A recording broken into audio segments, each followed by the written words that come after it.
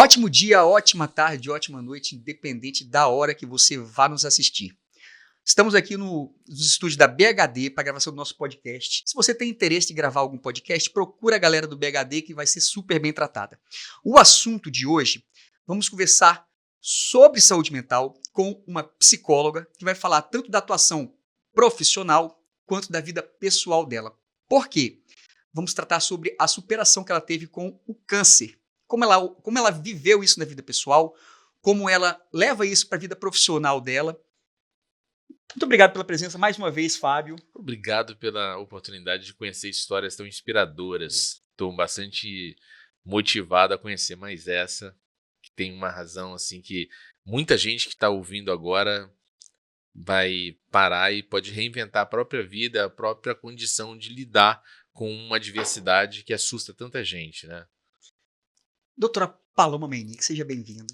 Obrigada. Fale um pouco sobre você, vamos começar esse bate-papo para demonstrar como a vida pode ser vista sobre vários aspectos, vários ângulos, e como você superou isso, como leva para a sua vida profissional. Seja bem-vinda, se apresente, por favor. Obrigada, agradeço muito o convite, estou muito animada, é um assunto que eu gosto muito de falar, principalmente porque eu vivi e vivo pelas duas perspectivas, assim, né, como paciente e como profissional.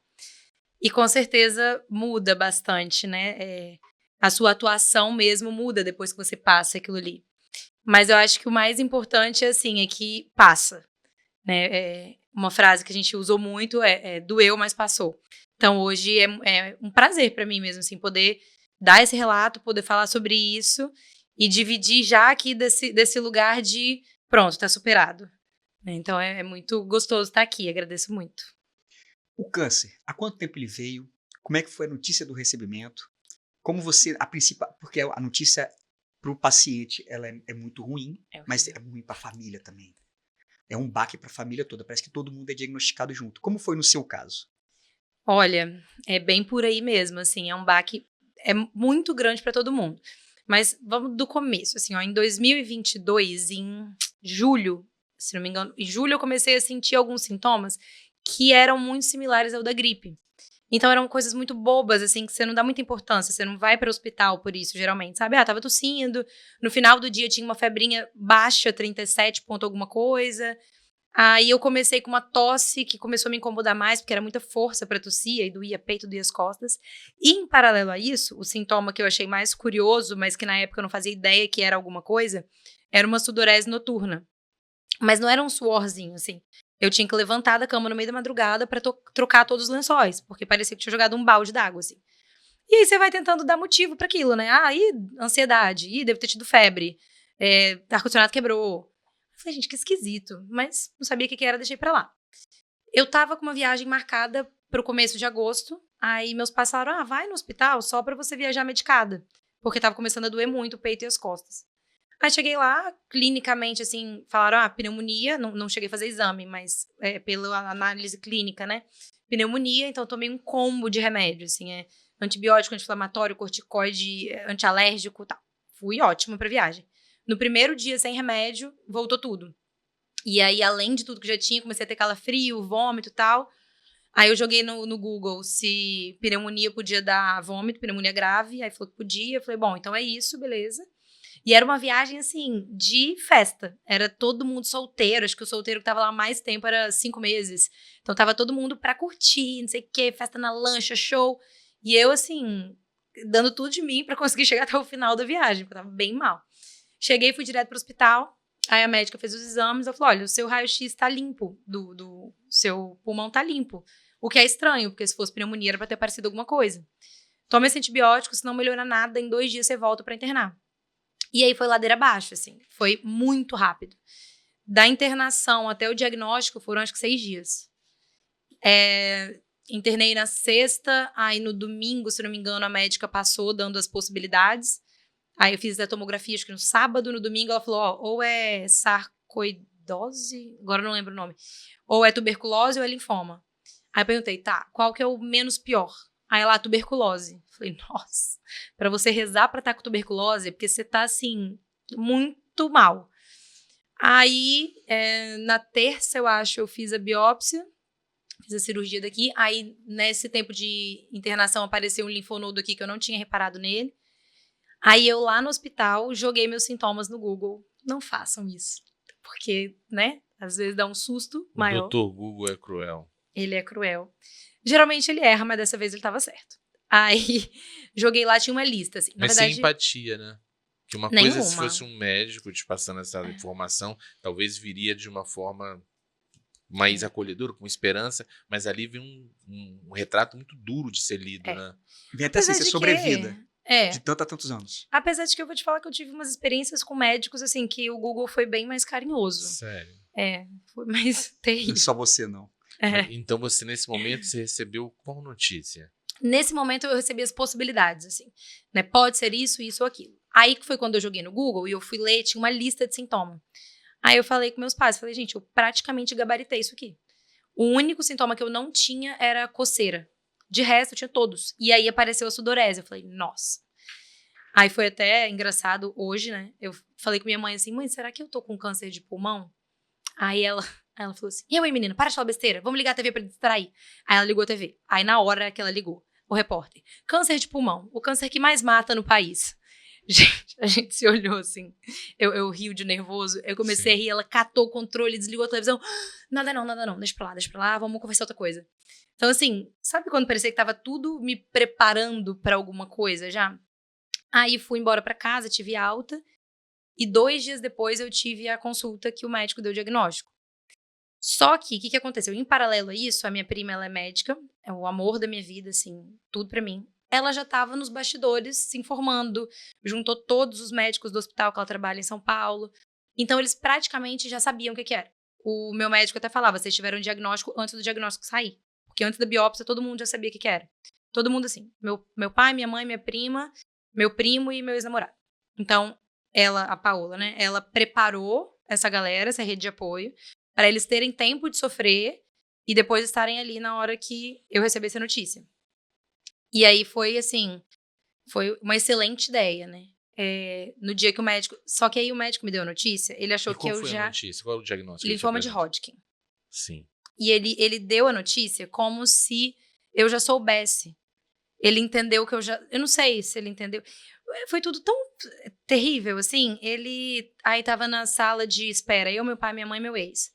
O médico sai e fala assim, vamos lá, quem que vai ser o acompanhante? Aí eu falei, tô com eles aqui. Não. Você escolhe um acompanhante porque eu dou consulta, eu não dou palestra. Olha Assim. só. Gente boa, hein? Bem legal. Tá vendo que o Google nem sempre é tão frio? Porque, não, gente, foi horrível, assim. E meu pai é extremamente participativo, extremamente presente.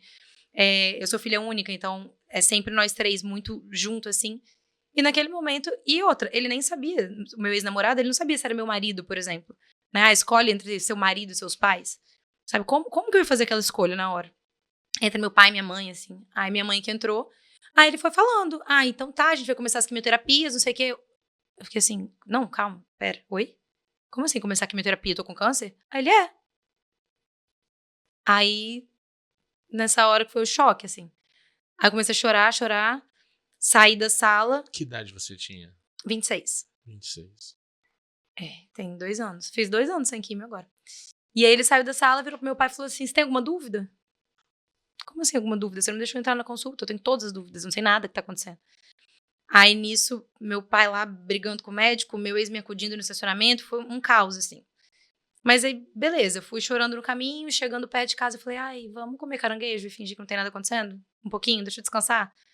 Aí logo depois meus amigos foram pra minha casa.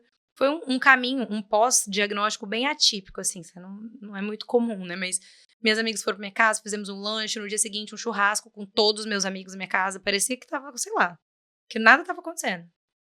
E foi de onde veio minha força, assim. Mas esse período, como foi tudo muito rápido, eu não tive tempo pra ir digerindo. De repente, um dia eu vou pro hospital achando que eu tô com pneumonia, no outro dia eu tô com câncer. E aí foi um baque pra todo mundo, assim, da família. Foi tenso. E é incrível que você imaginar o seguinte, na formação do médico, eles ouvem de tantas fontes que ele não pode criar um vínculo com o paciente, para ele não levar o problema do paciente para a vida dele, aquela coisa. E algumas pessoas levam essa ideia ao extremo, né? A maneira como você foi tratada nesse primeiro momento, absolutamente desumana, antiética, antiprofissional, que poderia agravar seu quadro de sofrimento físico, emocional é indiscutível, mas inclusive físico. É o primeiro ponto que me chama a atenção da tua história. Foi bem tenso essa Infelizmente, parte. infelizmente, eu já contei isso aqui numa outra oportunidade, mas a gente sempre precisa repetir, porque às vezes vai que algum médico vê e pode, né? A forma como o paciente ou como os acompanhantes, como os familiares são abordados pelos médicos, né? Na outra oportunidade eu contei, quando o meu primeiro filho nasceu, o Bento, ele foi da sala de parto direto para o UTIM. Então, naquela madrugada, eu ia lá algumas vezes vê-lo, ele entubadinho, minha esposa ficou na sala, então minha esposa não viu. No dia seguinte, ele já se desentubou e passou a ter dificuldade respiratória e entubaram de novo. Então, a minha esposa não chegou a vê-lo chorando nem nada mais. Então, levaram ele para fazer uns exames. Então, para um pai e para uma mãe, né, levaram para os exames, porque o primeiro filho acabou de nascer, ela toda costurada de cesárea, chamaram a gente, não tinha. Vem cá que o Bento chegou. Na hora que a gente chegou lá, um médico, um sujeito vestido de branco, que graças a Deus não sei o nome, não lembro da feição dele, parou na minha frente, na frente da minha esposa, ela em pé, uma mulher acabada de parir, né, cesárea. Ele olhou para nós e falou assim, olha, fizemos exames, infelizmente não tem mais o que fazer não, só esperar. Aí, a minha primeira reação foi segurá-la, porque eu me preocupei comigo, me preocupei com ela. E olhei para ele e falei assim, esperar o quê, doutor? Nosso filho morreu? Ele, né, não tem salvação mais. É só esperar os papéis? Ele é só esperar os papéis. E eu segurando ela aqui. Na hora que o médico virou, a médica da UTIM que estava acompanhando, chamou a gente num canto e falou assim, eu sou a médica da UTIM. Eu não falei que seu filho morreu. Não solte a mão do seu filho até o dia que ele efetivamente morrer. Porque bebê ninguém explica. Seu filho está vivo. Fique com seu filho. Então, assim, saímos de lá, fomos pro quarto, segurando minha esposa, né? Porque nessa hora você tem que tirar forças de onde você não imagina. Não lembra a cara dele, não lembra o nome dele, graças a Deus. Então passou. E eu levo, a gente até começou a brincar depois disso, falou assim: o médico tem uma matéria na faculdade chamada terror psicológico, porque não é possível uma pessoa que faça isso com alguém e saia dali e vá dormir em paz. Que aí, se a gente vê, eu já tive um relato de outro amigo falando sobre uma situação parecida, agora o seu relato. Então, isso é importante a gente conversar sobre isso, para se algum ouvir, não cometer isso com ninguém, porque isso é desumano. Você não sabe o que pode acontecer com aquela pessoa quando sai dali, aquela pessoa, se ela já tá mal, sai dali e ouvir isso assim, pô, né? Aí você dá vontade de falar assim, doutor, o senhor tá preocupado da forma que eu estou dando notícia, sabe aquele paciente que você falou que praticamente já tá morto? Saiu daqui e se matou, tá? Você vai carregar isso nas suas costas? Porque é uma forma muito grosseira, muito... E agora seu relato, meio que, né, infelizmente. Eu sempre falo, assim, tem vários amigos médicos, tal, eu sempre falo, gente, pode ser seu milésimo caso igual. Talvez seja o primeiro daquela família. Então, Sim. se lembre disso. E assim, eu vou te falar que não foi o meu único desgaste com o médico nesse processo. Teve um outro momento também que, em um momento eu recebi alta e depois eu tive que retomar o tratamento. E quando eu tive que retomar, a gente retomou com outra médica. E eu tava destruída, assim, pra mim foi muito pior a volta do tratamento do que o primeiro diagnóstico, porque pra mim foi como se tivesse sido um diagnóstico a mais. E soube que eu ia ter que recomeçar não, mas continuar o tratamento. Então eu fui pra essa médica, cheguei na sala dela, obviamente, chorando. Eu não tava falando nada, eu só tava quieta chorando, porque eu não queria estar ali.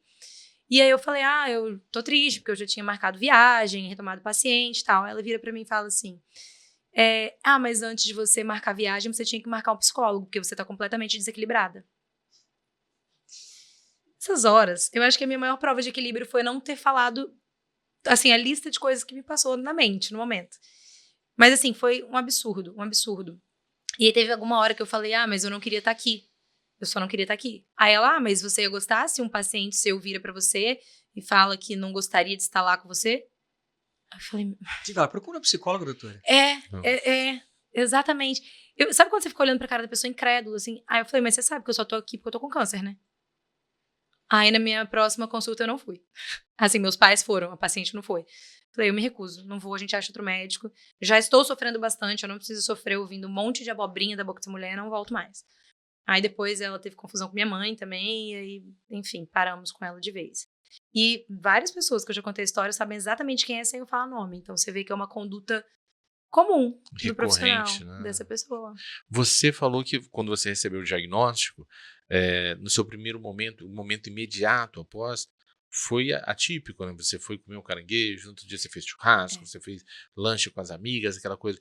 Em que momento caiu a ficha? Você falou bem assim, eu tenho um problema.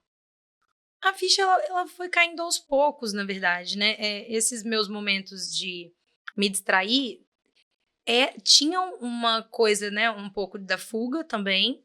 Mas era assim, eu continuo sendo eu com as pessoas que eu amo, seguiremos juntos, fazendo o que a gente gosta de fazer, né? Então, assim, eu tinha meus momentos de chorar. Geralmente eu acordava mal, era uma sensação de abrir o olho e falar: nossa, não era sonho. Vamos lá para mais um dia.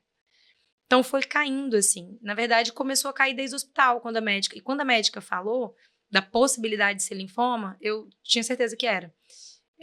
Se fosse. Os linfonodos, eles duplicaram, triplicaram, não lembro de tamanho, em coisa de 2 dias. Eu vi nos exames. E ela falou: se fosse tuberculose, ele demora muito para crescer. Eu falei: então não é tuberculose, essa outra coisa eu nem considerei porque eu não sabia o que era. Na minha cabeça eu sabia que era linfoma, assim, já me deu essa. Então ali já foi caindo. Aí na hora que ela deu essa notícia, tava uma amiga, coitada, ela chegou na pior hora possível, assim, a médica saiu do quarto, minha amiga entrou para me visitar e ficou assim: meu Deus, aquele clima horrível. Aí foram 2 amigas e meu ex. Então eu ficava ali conversando com eles no quarto do hospital, ia no banheiro, chorava um pouco, voltava. Então, assim, ali já foi. Já fui digerindo a ideia. Não houve um momento que, nossa, agora caiu. Mas foram várias etapas horríveis. Aí, por exemplo, depois disso tudo, né, como se já não fosse horrível bastante eu saber que está com câncer, vem a outra notícia. Meu amigo, que ele é ginecologista, ele trabalha com inseminação artificial e tal. Fertilização, ele me ligou pra falar, e ele é super engraçado, assim, você morre de rir, ele me ligou sério, falou: hoje o assunto é sério. Eu falei: nossa, o quê? Ele falou: não sei se você sabe, mas a quimioterapia pode causar infertilidade. E o sonho da minha vida é ser mãe. Assim, eu não consigo imaginar outra coisa que eu queira mais. Então, ali pra mim foi outro super baque. Foi outra notícia, assim, talvez eu tenha chorado mais do que com o diagnóstico. Então, foram momentos marcantes, mas a ficha em si foi caindo aos poucos, assim. E aí foi bom ele ter me dado essa informação, que eu pude, inclusive, fazer congelamento de óvulo, eu tive tempo para me preparar e tudo mais. Informação que também acho, assim, deveria ter recebido do meu médico, Sim. mas não foi. Recebi do amigo. E aí eu consegui me preparar e tal, mas foram vários degraus, assim, nossa, da ficha caindo, sabe? E até, né, nessa tua jornada de tratamento, a gente quer falar da superação, mas é preciso caracterizar bem esse momento para as pessoas poderem até gerar identificação, perceber que é uma travessia mesmo. O que foi ficando da tua vida para trás? O que mudou em você definitivo a partir do dia do diagnóstico? Olha, muda bastante coisa. Inclusive, volta e meia eu percebo novas coisas, assim, ainda até hoje, né? Eu acho que primeiro de tudo é a mudança de perspectiva. Você passa a ver tudo de um jeito muito diferente. Você passa a dar valor. Parece muito clichê. Na verdade, é muito clichê, mas assim, você passa a dar valor para umas coisas. Eu me lembro o primeiro banho de chuva que eu tomei depois do tratamento, que eu tava voltando do beach tennis e começou a chover, e eu parei, assim. Deu vontade de chorar no meio do calçadão, porque eu falei: meu Deus, eu posso tomar um banho de chuva sem medo de ficar doente. A primeira vez que eu fiquei gripada depois do tratamento. Eu falei: que delícia ficar gripada e você poder ficar gripada. Você não achar que é seu câncer piorando só porque você gripou. Então, assim, você muda de verdade a forma de ver as coisas. Pentear o cabelo. Gente, todo mundo faz isso correndo, né? Eu passei a curtir o momento que eu sabia que eu ia pentear meu cabelo e meu cabelo não ia cair.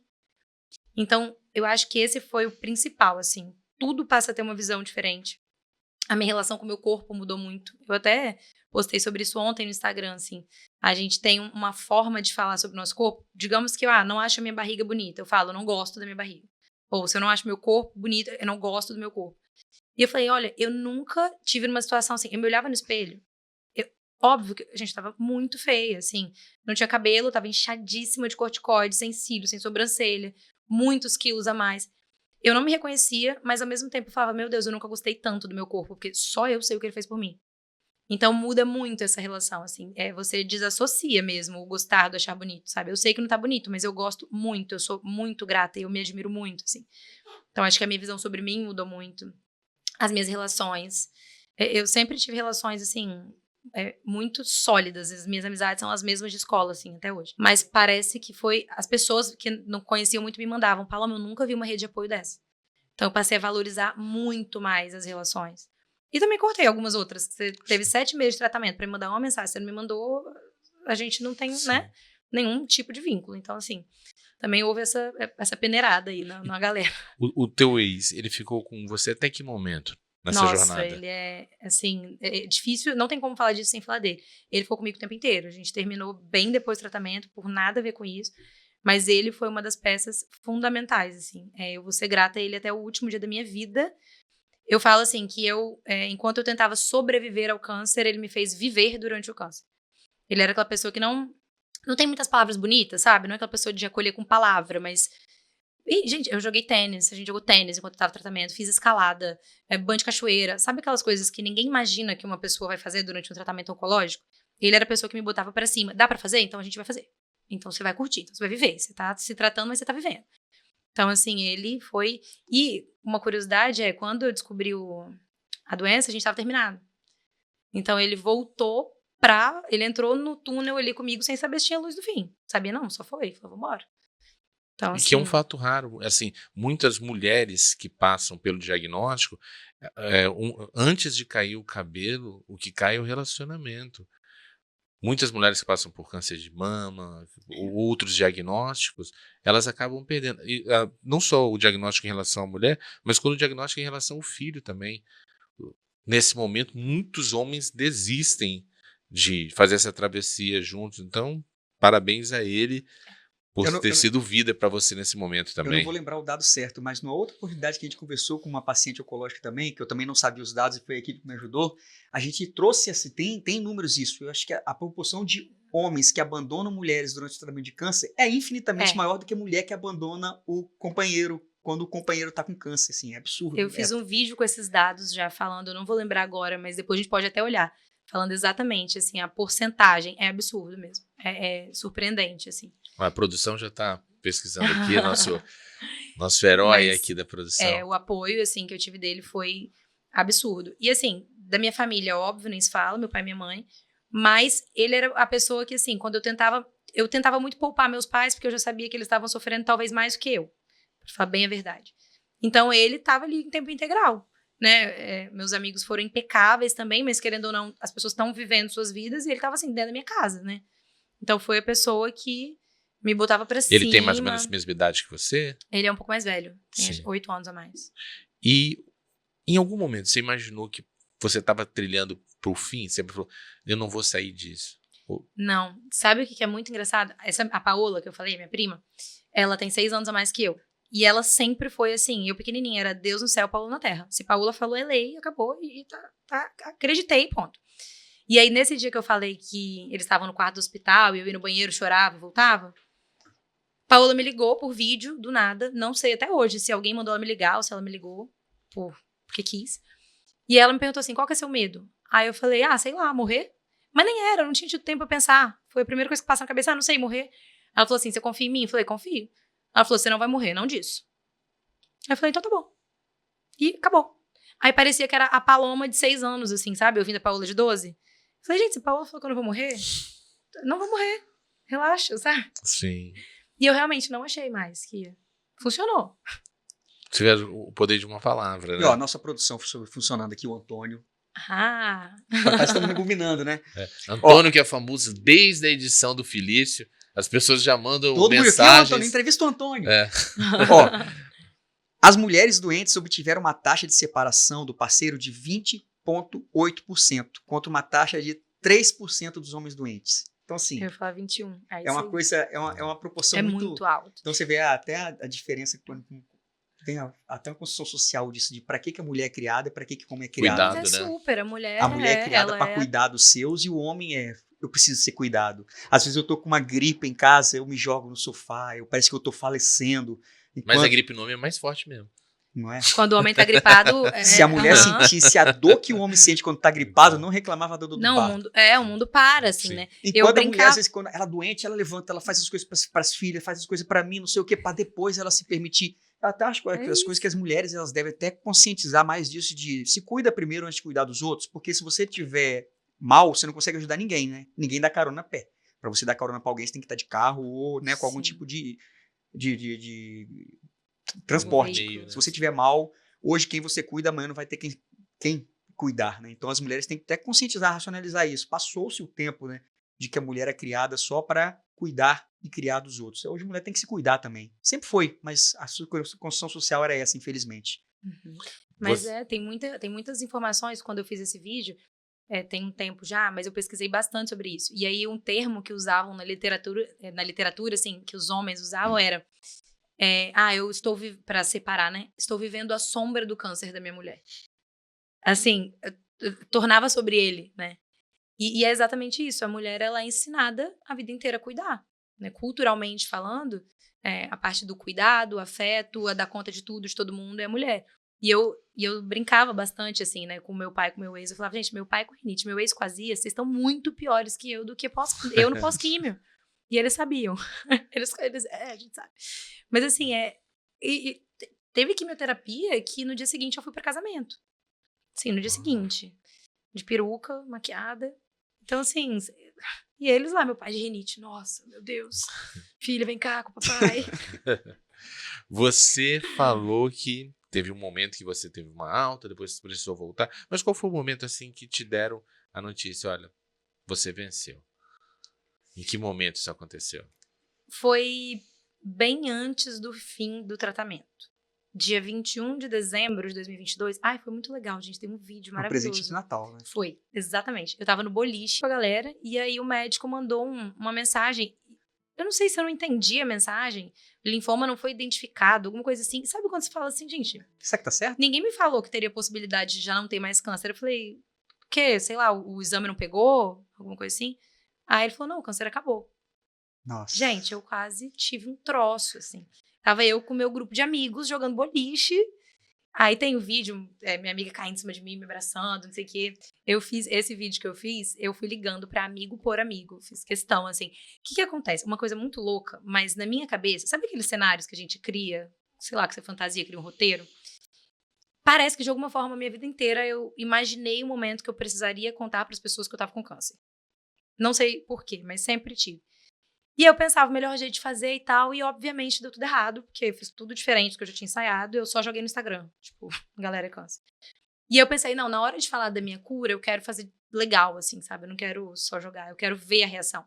Então, nesse vídeo que eu coloquei a imagem do boliche, eu gravei a tela de eu ligando pra cada amigo, assim, por chamada de vídeo, e um chororô, a galera sem acreditar, pulando, e a gente no meio da farmácia, a gente dentro do Uber. Falei, para o que tá fazendo que eu preciso contar. Você tem essa vitória, você recebe essa notícia e você é psicóloga. Em que o seu trabalho, em algum momento, foi apoiar outras mulheres que estavam passando pelo diagnóstico? Mulheres se aproximaram de você por conhecer a tua história? Sim. É bem legal, assim, esse tópico, porque o que acontece? Eu conheci muita gente que também estava passando por isso no Instagram. Na época eu abri meu Instagram pessoal, então chegou muita gente seguindo, tanto para acompanhar, para saber, mas muita gente que estava passando por isso. E aí a gente foi se conectando, aí eu fiz 2 amigas, inclusive a gente se chama de oncomigas, né, que são as amigas do processo oncológico. E aí eu fiz 2 amigas que ficaram muito próximas, a gente falou, a gente precisa fazer alguma coisa. Porque a gente via que a gente tinha um jeito em comum de lidar com a doença, que era um jeito bem positivo, sem medos além do que a própria doença já traz. Então a gente estava conseguindo levar de um jeito leve, dentro do que dá pra ser, né? E a gente falou, nossa, a gente precisa ajudar, a gente precisa fazer alguma coisa. Criamos um grupo no Telegram para mulheres jovens que estivessem passando por isso. Porque assim, por melhor que seja a sua rede de apoio, é diferente você falar com alguém que tá passando a mesma coisa. A pessoa entende perfeitamente porque ela viveu na pele. Então, assim, foi um ambiente muito legal, de muita troca. E só aí já me conectei com bastante gente. E em relação à minha profissão, eu tinha parado de atender, né? Eu fiquei sem atender. E aí, quando eu terminei meu tratamento, eu recebi mensagem de gente falando, a minha esposa tá passando pela mesma coisa, ela falou que só vai fazer terapia se for com você. Por favor, atende ela. Eu voltei a atender assim, eu nem ia atender ainda E naquela qual época. era a tua abordagem? É a mesma de antes? Eu sou especializada em terapia cognitivo-comportamental, TCC, mas hoje eu atuo com prática baseada em evidência, que é basicamente, não sei se sabe o que é, mas é basicamente assim, independente da abordagem em si, na verdade a prática baseada em evidência é uma tomada de decisão clínica, né? Você vai escolher qual vai ser a forma de intervenção a partir daquilo que tem mais evidência científica. Então, para algumas demandas vão ser TCC, para outra DBT, para outra ACT, enfim. Mas, de modo geral, assim, o que eu tenho mais domínio é realmente a TCC. E aí foi isso, aí eu voltei a atender meio que dessa maneira, assim, por esse pedido, sabe? Ela vai fazer só se for com você. Aí eu retomei, e aí hoje eu tenho pacientes que estão nesse tratamento aí, que é puxado, mas assim, ajuda bastante, sabe? Quando você já viveu, a pessoa se sente... Em que medida você envolve a família no tratamento dessas pessoas também? Olha, é muito importante a rede de apoio, né, de modo geral. Envolva a família também como um contato de emergência, isso é válido falar, né? Porque às vezes o paciente, já aconteceu assim, do paciente sumir, eu sabia que poderia ser uma questão de saúde, eu sabia que poderia ser saúde mental, assim, não quero falar sobre, mas também poderia ser uma internação, então você precisa ter esse contato. É muito importante o envolvimento da família, como tanto na rede de apoio, no sentido de tirar um pouco do peso da pessoa, então ter com quem contar para uma marcação de exame, para estar lá na hora da químio e tal, mas também para os momentos de lazer. É comum, né, o paciente ele viver só aquilo. E é um trabalho que eu faço, assim, tanto que eu fiz comigo, mas com os pacientes olha, o câncer ele é uma parte da sua vida, mas vamos tentar lembrar de outras pequenas partes que sim, elas perdem, obviamente, a importância naquele momento, mas que muitas vezes são as partezinhas que nos dão o gás para continuar o tratamento. Então, assim, a família entra aí nesse papel de muita importância. É fundamental, assim. E eu sempre vejo assim, quando vão, geralmente a gente vê de famosos, né, que noticia às vezes nos jornais e tal, quando alguém falece em decorrência do câncer, a pessoa começa com a notícia assim, fulano perdeu a batalha para o câncer. E isso a gente ouve sem estar com câncer, no dia a dia na nossa casa, quem acompanha telejornal, quem acompanha... Sim. Fulano perdeu a batalha para o câncer. E isso sempre me causou uma coisa tão ruim, porque assim, às vezes a pessoa simplesmente descansou porque a batalha dela foi muito pesada. E realmente nem para tudo nessa vida a gente tem cura. Mas eu acho que isso é uma coisa tão pesada que isso vai ficando no subconsciente das pessoas que não têm. E quando você é diagnosticado com câncer, você lembra, perdeu a batalha por câncer. Você não escolheu aquela batalha? Você não está batalhando contra o câncer, você está batalhando pela sua vida. E às vezes você não perdeu a batalha, não perdeu a luta por câncer. A pessoa simplesmente descansou daquilo que não tinha mais como ela sofrer em vida. E acho que é uma coisa tão importante da gente também conversar sobre isso, sobre como a perspectiva da população quanto a essa doença, que muita gente evita até falar o nome, né? Minha mãe não falava. Eu tô com aquela doença, minha filha tá com aquela doença que eu não posso falar o nome. Porque isso vem de muito que a gente ouve, dessa demonização do câncer, como se fosse uma coisa que acabou com sua vida, fulano tá com câncer, acabou a vida dela. E eu acho que essa frase especificamente, ela me causa tanto mal, e eu que nunca tive, de perder a batalha para o câncer, e quando alguém fala isso, fulano perdeu a batalha para o câncer, a minha vontade, hoje eu não faço mais isso, eu já fiz muito de ninguém perdeu batalha, meu querido, presta atenção, sabe, daquela coisa de treta, né? Que graças a Deus eu evoluí ao ponto de não fazer isso, mas a minha vontade é de responder nessas pessoas que falam assim, cara, ninguém perdeu batalha. Você até diminui a batalha que ela teve durante a vida. Parece que sim, olha, você é mais fraco que o câncer te venceu. Em algum momento, algum paciente chegou para você com essa ideia de eu tô aqui só para me preparar para a morte, eu já perdi essa batalha, o câncer não tem... Sim, quando a gente trabalha com esse tipo de situação, né, ou alguma doença crônica, ou alguma doença grave, que seja, um dos grandes pontos do processo terapêutico é você focar no significado que a pessoa atribui aquilo. E é exatamente isso. Tem gente que o câncer significa sentença de morte. E aí você trabalha, né, tem todas as técnicas e ferramentas para trabalhar uma reestruturação cognitiva em cima disso. Né, de, olha, eu sei que te ensinaram isso, eu sei que ao longo da vida te venderam essa imagem de que o câncer só tem um destino, né, só tem um resultado. Mas não tem outras possibilidades. E aí é todo esse trabalho para você realmente reestruturar o significado que a pessoa deu. Mas sim, já ouvi isso, já. Agora já era, né, fazer o quê? Sabe, a pessoa receber a notícia e sentir que é só aquilo ali. E essa atitude mental vai refletir também na sua condição imunológica, na sua disposição a passar por esses processos de quimioterapias, radiologias, eventualmente. E você, hoje, uma pessoa que está assistindo aqui agora, que está se identificando porque recentemente recebeu um diagnóstico, o que você falaria para essa mulher, em primeiro lugar? Algo que ninguém da família tem condição técnica para dizer e nem experiência para poder partilhar uma palavra melhor, o que você falaria para essa mulher agora que está nos ouvindo? Eu não sei se seria de forma técnica, talvez fosse mais de uma forma empática, assim, de quem esteve ali, né? Primeiro tudo que você está sentindo é válido. Eu vejo que, até como forma de tentar ajudar, as pessoas acabam muitas vezes invalidando o que o paciente está sentindo. Assim, não precisa ter medo. Como assim não precisa ter medo? Ou um sentimento comum, que é o de culpa. Até parece que, como vai se sentir culpada, você não tem culpa de nada. Não tem mesmo, mas a gente se vê com muitos sentimentos sendo invalidados. Então, acho que o primeiro ponto é: tudo que você está sentindo é importante. Tudo que você está sentindo é válido. O processo é difícil mesmo. Mas é possível transformá-lo em algo mais leve. E aí eu acho que eu iria muito para ideias mesmo, né? Eu acho que o que eu diria para essas mulheres seriam assim: pensem em ideias, em formas de transformar aquilo que já é muito pesado em algo mais leve.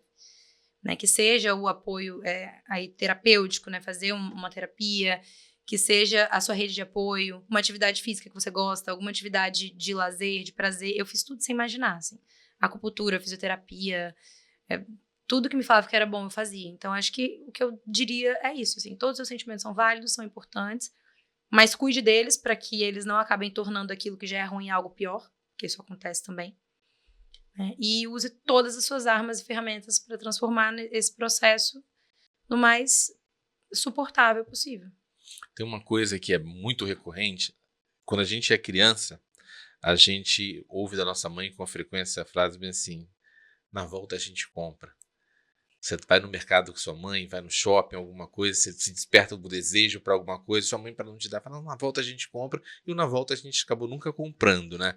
E aí, quando a gente chega na idade adulta, a gente começa a dizer para a gente mesmo: muito na volta a gente compra. Desejos que você teve, sonhos, metas que você vai desistindo. Coisas que um dia foram tão especiais que você começa a acreditar que não tem idade para isso, que isso não é o momento, porque eu não tenho capacidade, porque é isso, porque é aquilo outro. E esses sonhos vão ficando na gaveta, na caixinha do daqui a pouco a gente faz. Ou no ano que vem eu faço. Um dia eu vou fazer isso. E às vezes a gente não se dá conta que o na volta a gente compra, talvez a gente já esteja no caminho de volta. Que a gente nasceu, na nossa certidão de nascimento não veio o prazo de validade, não falou qual era o dia que a gente ia voltar a ser semente de novo, né? Então a gente pode estar no caminho de volta sem saber. Você, no momento do seu diagnóstico, você teve desejo assim, de esvaziar o bolso desses na volta a gente compra? Sim. Igual eu te falei, eu não sabia, porque não tem como saber, mas eu não achava que eu ia morrer, mas eu passei várias vezes, assim, na minha cabeça, uma lista. Eu gosto muito de experiências, assim, eu falo com minhas amigas e tal. O que vocês gastam em bolsa, em roupa, em sapato, eu gasto em experiência. Você procura pra lá, não sabe se tá aqui, se tá viajando, se tá onde, que pra mim é o que vale, assim. Eu brinco que se um dia eu perder a memória, meu investimento foi todo pro ralo, fali, porque é nisso. Então, assim, eu sempre tive mais ou menos essa lista na minha cabeça de coisas que eu gostaria de fazer antes de morrer. Mas você tem um backup, né? Você tem seu Instagram ali pra... Mas eu uso backup de como memória. álbum, sabia? Tem vezes que eu nem gostei da foto, mas falo: não, vou botar porque daqui a sei lá quanto tempo vai aparecer de recordação e eu quero lembrar que eu tava aqui. Mas eu tenho mais ou menos na minha cabeça, assim, coisas que eu gostaria de fazer antes de morrer. E foi até bem gostoso quando eu passei, depois do diagnóstico, eu passei essa lista na minha cabeça. Eu falei: nossa, eu já fiz muita coisa pra alguém da minha idade, assim. Então, eu confesso que não me deu um desespero, hora nenhuma aquela ideia de, se eu morresse, nossa, levaria muitos arrependimentos dos não feitos, dos não ditos, dos não vividos, não. Isso, graças a Deus, não. Mas me deu um gás a mais pra viver coisas que estavam ali. O que acelerou? Fala uma coisa que você tava adiando, e falou: não, agora não passa, tem que ir lá fazer. Sabe uma coisa que era um sonho, assim? Sabe a Adélia, cantora? Sim. Era um sonho da minha vida ir no show dela. E eu já tinha quase ido várias vezes. Aí eu fui. Aí, em agosto, check. Carnaval de Salvador. São coisas de experiências, assim. Sim. Não tô falando de nada mirabolante, de, nossa, salvar uma vida, criar uma ONG. Não são coisas assim, são coisas de vontades. Quais são minhas pequenas vontades, assim? Carnaval de Salvador. Então, algumas coisas, aí, a que eu tinha noção que seria mais dolorosa de não ter cumprido, é o que eu falei, que seria ser mãe. Eu acho que seria a única coisa assim, se eu morresse agora, faltou viver a maternidade. Mas de resto, eu acho que me deu esse gás para esvaziar esse bolso, mas também me deu uma paz de que, nossa, até que Vivi, né? minha lista Tenho dos vivido vividos, bastante, ela é longa até para alguém da idade, assim. A gente teve um bate-papo aqui, nos episódios, com a Janice, a psicóloga. A gente conversou sobre luto. E a notícia do câncer é um tipo de luto, assim, existem vários tipos de luto, não só o luto da morte, né? Que as pessoas estão de luto porque morreu alguém, às vezes é alguma perda do emprego. E realmente, quem já viveu, não tô falando que é bom viver o luto, mas o crescimento pessoal que a gente tem no momento de luto, às vezes é o que você já falou aqui antes, né? A gente passa a dar valor a tanta coisa, que o meu luto, existe aquele luto de impacto, que você recebe a notícia aí por a morte de alguém trágica, e existe o luto que você vai tirando experiências. Eu falo que o meu luto, o inicial, eu tive um tempo de preparo de 31 dias, que foi o período que meu filho ficou na UTI antes de falecer. E naquele período, eu falo assim, não tem como explicar, a gente não tem como botar em palavras o sentimento que a gente tem durante um momento desse, que a gente vê a fragilidade da nossa vida, como a nossa vida é frágil, como a gente não tem controle de absolutamente nada, que a gente se programa. Daqui 5 anos eu vou viajar, então durante 5 anos eu vou juntar um dinheiro, eu vou fazer isso, e às vezes você não passa nem do primeiro. Eu tenho um amigo que ele vive à base de tabelas de Excel, né? Tal ano eu faço isso, tal ano eu faço aquilo, tal ano eu faço isso, esse ano aqui eu vou fazer nada para juntar dinheiro para tal ano. Eu falo assim, cara, como assim? Ele tem noção da fragilidade da vida dele? Então, talvez ele não tenha passado, graças a Deus, ele não passou por uma experiência que tenha feito ele repensar sobre isso, mas aqueles 31 dias que eu fiquei com o Bento, todo dia, chegando de manhã, indo embora à noite, segurando a mão dele, sabendo que eu ia me despedir dele, que no fundo a gente sabia que a gente ia se despedir dele, passou tanta coisa na minha cabeça que eu falo assim, existe o Vinícius de antes, e a Vinícius e a Renata de antes, e o Vinícius e a Renata depois, que a gente passou a dar valor a cada coisa, né? E hoje, quem está colhendo isso é a Liz e a Betina, porque talvez eu não seria para o Bento o pai que eu sou para a Liz e para a Betina em razão dessa experiência que a gente teve. E é o luto que permite isso. Com certeza você falou isso, e esse período de luto, tanto para a pessoa que vive, quanto para os familiares, muitos familiares que compadecem daquilo, para assim, cara, eu recebia, na época, né, a gente recebia tanto assim, vem cá, como é que vocês são tão fortes por isso? Que é o que vocês recebiam, o que vocês estão fazendo que vocês simplesmente não... É o período de pensamento. Como é que a gente passa a enxergar a vida de outra forma? Foi o que você falou aqui, né? Muda tudo, assim. Realmente, tem uma frase, né, que fala, você tem 1 milhão de problemas, até ter um problema de saúde. Aí você tem um problema só. E é por aí, né, assim, a gente pode trocar esse problema de saúde por outros tipos de luto e tal, mas muda tudo, as coisas passam a ter um valor muito diferente. Igual deu o exemplo de chuva, do banho de mar, do pentear o cabelo, tem uma lista, né? Que com certeza na sua experiência você também foi vendo muitas pequenas coisas mudarem, assim. E isso que você falou do luto é interessante porque as pessoas realmente pensam no luto necessariamente como a morte de alguém, né? Mas podem ser várias pequenas mortezinhas, assim. Eu vivi isso por muitas vezes, mas assim, o luto da minha autonomia, por exemplo. Eu sentia... uma coisa que eu vejo que fazem, e é também um trabalho, né, que a gente faz na clínica, assim, com o paciente oncológico, é que, sem querer, a família torna aquele ser apenas um ser doente. Você deixa de ser um adulto independente, ou uma mulher, né? Você passa a ser aquele serzinho frágil, doente, que todo mundo precisa cuidar. E muitos passam a te olhar com olhar de pena, né? Com olhar de pena. E é tudo que a pessoa não precisa ser olhado com olhar de pena, né? E é muito complicado, assim. Então, eu lembro muito de um dia que tava meu pai e minha mãe... Eu cheguei na cozinha, eu acho. Tava meu pai, minha mãe e meu ex conversando ali pra ver quem deles, que sem querer todos tinham marcado um almoço no mesmo dia, quem deles ia desmarcar pra eu não ficar sozinha em casa. Gente, eu me tranquei no closet, eu só chorava. Eu falei, meu Deus, eu não tenho mais o direito de ficar sozinha em casa. Ao mesmo tempo que eu virei um peso pra todo mundo, que alguém precisa desmarcar uma coisa pra estar comigo. Então, esse foi um choque nesse luto da minha autonomia. O luto da sua identidade, você se perde completamente. E aí, voltando, né, naquele recado que você falou para dar para as mulheres, quando eu falo sobre tudo que você sente é importante, eu pensei agora em dar esse exemplo, mas a questão do cabelo. Gente, é muito importante, assim, que bom, que ótimo, tem muita gente que não liga, né, tem mulheres que não ligam, mas para as que ligam, é uma coisa muito grande. Então, você vê a sua identidade se confundindo, assim, você se olha no espelho e fala, gente, mas eu não me reconheço. E aí, muitas pessoas falam, mas é seu cabelo, vai crescer, tal. Tudo bem, vai crescer, mas enquanto não cresce, eu tô me lembrando todos os dias do porquê ele caiu. Sim. Né? Então, assim, são curiosidade, muitos... seu cabelo é muito bonito. Obrigada. E que as pessoas às vezes têm essa preocupação. Fala assim, "Bom, depois como vai ficar meu cabelo depois da químio e tal?" Você percebeu diferença nesse antes e depois? Não, mas assim, eu sei que é comum crescer bem diferente, mas o meu cresceu a mesma coisa.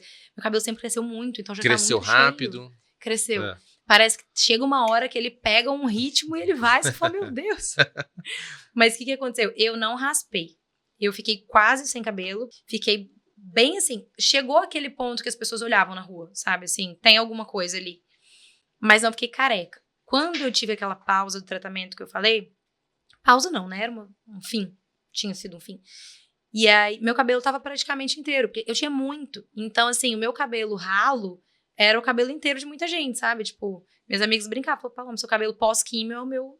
Então, não dava pra perceber. Após o retorno das químios, parece que, assim, foi ladeira abaixo. Aí, eu lembro até, a gente tava num hotel, eu cheguei, foi o único banho, né, em todos esses meses que eu tomei sem medo, assim, falei, vou lavar e vai cair, eu vou raspar e beleza. Tava decidida a raspar. Aí 2 das oncomigas, né? Uma tinha raspado, outra não. Aí elas falaram, olha, se você raspar, você vai parar de sofrer a dor da queda. Você vai parar de sofrer cada fio que você vê solto. Se você não raspar, o seu processo de crescimento ele vai ser mais rápido, porque você não vai precisar crescer do zero. Né? Então, como eu não tirei todo o cabelo, deu a impressão de que ele cresceu mais rápido. Porque chegou um momento que eu consegui botar o aplique, né, o Mega, e aí um belo dia eu fui fazer manutenção, o cabeleireiro tirou e falou, uai, por que você vai botar de volta? Eu fiquei assim, eu não tinha ideia que o cabelo já tava daquele tamanho por isso, porque tinha sobrado um pouquinho e juntou com o Mega. Mas até que foi rápido. E nessa jornada você ganhou o cabelo, já te trouxe um pouco mais de contato com a vida que você tinha anterior. Quais foram as outras coisas, assim, fisicamente, que você foi identificando, que você estava recuperando vida no teu corpo? Física. Uma dica importante, legal de dar sobre isso, a parte física, que eu nunca tinha parado para pensar. Eu falo que a minha rede de apoio, gente, eles não existem, juro. Eles fizeram uma força-tarefa, eles pesquisaram tudo. Eles sabem dar aula sobre linfoma, assim, hoje em dia. E aí, eles que lembraram dessa dica, alguma das amigas falou assim, amiga, o cabelo vai cair, tudo, beleza, todo mundo sabe. Mas o que a gente não lembra é que cai a sobrancelha também. E eu acho que a gente preocupa tanto o cabelo que a sobrancelha passa batido. Só que muda completamente a sua feição, né? Sim. A gente usa a sobrancelha pra se expressar. Aí essa amiga deu a dica, falou, vai nessa mulher aqui e faz a micropigmentação com ela. Então foi uma coisa que me ajudou muito a demorar, assim, a ficar com aquela carinha de doente. Então quando a sobrancelha voltou a crescer, quando os cílios voltaram a crescer. Mas eu acho que principalmente corpo mesmo, porque a quimioterapia, o câncer, ele emagrece. Assim, se eu estiver falando besteira, porque eu não sou médica, né? Mas o que me ensinaram lá, né? O que o médico me explicou do meu caso era, o câncer emagrece porque ele acelera demais o metabolismo, por isso a sudorese noturna que eu tava tendo e tal. E a químio engorda. Claro que tem os casos de gente que não consegue comer, que vomita muito e emagrece, mas de modo geral o excesso de remédio ele te incha. E as medicações que eu tava tomando, a médica tinha falado, ela favorece o acúmulo de gordura abdominal. Então assim, a minha gordura visceral antes do tratamento era 4, ótimo, saudável, terminou em 13. Então, não era só estético, era sério, né? É um nível muito alto. Então, assim, eu fui percebendo a volta da saúde quando essas taxas foram baixando. Eu não podia fazer reposição hormonal, né? Por um bom tempo, assim. Nem fiz depois, não precisou, mas quando você vê que naturalmente as suas taxas estão melhorando, que você tá ficando bem de novo, né? Que você consegue olhar e falar, nossa, eu vejo saúde, assim. E eu perdi minha massa magra todinha. Meu gráfico se inverteu. A percentual de gordura altíssimo e a massa magra foi toda consumida pelo tratamento. E você era uma pessoa ativa? Era. Musculação? Eu fazia crossfit, eu acho que pouco antes, assim. E a médica falou bastante isso. Eu demorei muito a ficar com cara de doente. E, de modo geral, eu levei muito bem as químios. Não foi fácil, nem um pouco, tá? Foi horrível, na verdade, assim, foi bem péssimo. Mas eu lidei de uma forma com menos sintomas que eu poderia ser, muito por isso. A médica falou... Físico. Ela me explicou mais ou menos assim, imagina que a sua massa magra, ela é uma reserva de saúde. Começa consumindo por ali, né? Então, você tem um estoque, assim. E realmente, tiveram sessões de química que eu não senti nada no dia seguinte, tiveram sessões que eu recuperei muito rápido, tiveram sessões horríveis também, que tava chegando a outra, eu tava sofrendo a anterior ainda, mas de modo geral, ela falou isso, assim, seu corpo estava muito preparado para isso. Só que ele acabou surrado, assim, né? Acabou sem, nossa, nada de músculo mais. E aí foi quando eu recomecei, falei, então vamos recuperar. Você falou que você abriu o Instagram, né? Tornou ele público para poder ajudar outras pessoas, inspirar. E o Instagram ele tem todo tipo de gente, né? Vão ter pessoas que vão trazer para você conteúdos e comentários que incentivam, que acolhem, que dão caminhos, e gente que tem menos noção de humanidade mesmo para poder se posicionar num momento como esse. Recentemente, a gente viu o caso da cantora Preta Gil, que está passando por uma fase de tratamento paliativo, e mesmo assim, da natureza do tratamento paliativo, ela saiu de uma internação e foi tomar um banho de mar para matar a saudade de entrar no mar. E, infelizmente, ela teve uma infecção urinária e os comentários que ela recebeu foram os mais odientos possíveis. Pessoas até, às vezes, supostamente fazendo a caridade, mas não sabia que estava doente porque foi fazer, não estava com sono. Comentários de todo tipo. Pessoas que tornaram ainda mais desagradável o momento que é tenso por si só. Você recebeu algum tipo de comentário desagradável? Às vezes até mesmo sem intenção, mas a pessoa não tem manejo com as palavras. Sim, é uma ótima pergunta. E o pior é que não foi online, foi na minha cara mesmo. Ai, gente, é inacreditável, assim. Tem umas coisas que você fala, olha... Ó, um dos casos foi... Eu fui cortar o cabelo pra começar as químios. E eu tava lá no salão, assim... Então, todo mundo que tava ali sabia. Eu tinha um cabelão, fui cortar curtinho, minha mãe cortou curtinho. Então, as pessoas sabiam que eu estava fazendo aquilo porque eu tava com câncer e ia começar um tratamento quimioterápico. Beleza. Aí viraram pra mim e falaram assim... Nossa, você tá tão magrinha, tá ótima. Aí eu, obrigada. Nossa, menina, afinou o rosto, você ficou super bem magra, assim. E sabe quando a pessoa não parava? Aí eu falei, pena que não é porque eu tô fitness, é só porque eu tô com câncer, né? Aí, isso foi uma das coisas que mudou um pouco em mim também. Eu sempre fui aquela pessoa, assim, se eu estiver conversando com alguém há 3 horas e a pessoa tá chamando meu nome errado há 3 horas, eu fingia que meu nome era aquele ali pra não deixar ninguém desconfortável, sabe? Aí eu passei a mudar um pouco isso. Eu falei, gente, tem gente que precisa lidar com o desconforto pra parar de ser inconveniente, sabe? E aí esse foi um exemplo, assim. Aí teve outra pessoa que me conhecia, morava no meu prédio, tal. Aí falou do cabelo também. Nossa, sua mãe falou um tom de julgamento, assim. Eu sei que ela não sabia que eu tava doente, mas... Nossa, eu não acredito que você teve coragem de cortar aquele cabelão que você tinha. Aí eu falei, não foi coragem, foi câncer. Nossa senhora. E fiquei... Essa pessoa se enfiou aonde? A gente tava no elevador, não tinha o que fazer. Aí eu fiquei confortavelmente, assim, eu fiquei assistindo o desconforto, sabe? Eu aprendi a apreciar aquele momento. Eu fiquei vendo, cara. Nossa, eu sei que ela não falou por mal, mas assim, eu não pedi a sua opinião, basicamente. Eu sempre falo do personagem do Luiz Fernando Guimarães, né? O Super Sincero, que tinha um quadro que ele saía falando que dava na cabeça dele. E era só coisa sem noção, né? Tipo, nossa, tá gorda, hein? E tum, tabefe na cara. Nossa, que bunda grande, hein? Tum, tabefe na cara. E existem muitos super sinceros por aí que acham realmente que pode dar opinião sobre tudo e qualquer coisa, né? Especialmente assim, sobre forma física, você tem que ter muito manejo, muita intimidade para fazer esses comentários, porque você pode cair em situações desagradáveis como essa. Desagradável se tornou para o outro, mas para você no primeiro momento foi a verdadeira agressão, né? E eu acho que essa aula que você dá agora, falando sobre isso, devolva o desconforto para o outro, para que seja pedagógica aquela ação para a pessoa não voltar a fazer, porque elogiar a magreza é uma prática muito comum. Isso é outra coisa que me mudou também, assim. Você acaba elogiando sem perceber, né? Ou às vezes nem elogiando, mas comentando. Nossa, emagreceu. Gente, você não sabe o que a pessoa tá passando. Se ela tá péssimo, se ela tá num quadro depressivo seríssimo, se ela tá dias sem comer. Então vamos só, né, ficar quietinho. Às vezes a gente sai ganhando bastante. Eu aprendi na dor. Porque eu cheguei num lugar novo de trabalho, eu aprendi que eu nunca mais, a partir daquele momento, eu não sabia, eu perguntei onde é que ele foi a cara, porque eu passei por uma situação dessa. Eu cheguei no local novo de trabalho e me informaram, a servidora tal, ela tá de licença médica por uma razão de saúde. Ok. Passaram 2 semanas, chega a moça com uma camisetinha mostrando a barriga e uma barriga que aparentava de gravidez. Ela veio se apresentar a mim e falou, oi Vinícius, sou fulana, tal. E eu falei, que bom que você voltou, não sei o quê. É pra quando o bebê? Ai, meu Deus. E ela falou assim, não tô grávida não. Ela era simplesmente uma barriga grande. Só que, assim, aquela sensação que eu tive foi tão ruim, tão ruim, tão ruim, que a partir daquele chega aqui em casa, eu falei assim, Renata, minha esposa, eu nunca mais pergunto nada sobre gravidez para mulher nenhuma, a não ser que eu conheça, que eu seja íntimo, não sei o quê. Porque tem gente que acha uma barriga grande, não. Nossa, tá grávida, né? De quantos meses? Às vezes as pessoas não tá. E assim, na dor eu aprendi, eu nunca mais pergunto nada de gravidez a ninguém, a não ser que eu realmente saiba a situação da gravidez daquela pessoa. Porque é tão ruim. E eu vejo como assim, você tá magra. E a gente tem muita essa coisa da cultura física, né? De, você tá magra, você tá bem. E não é. Exatamente.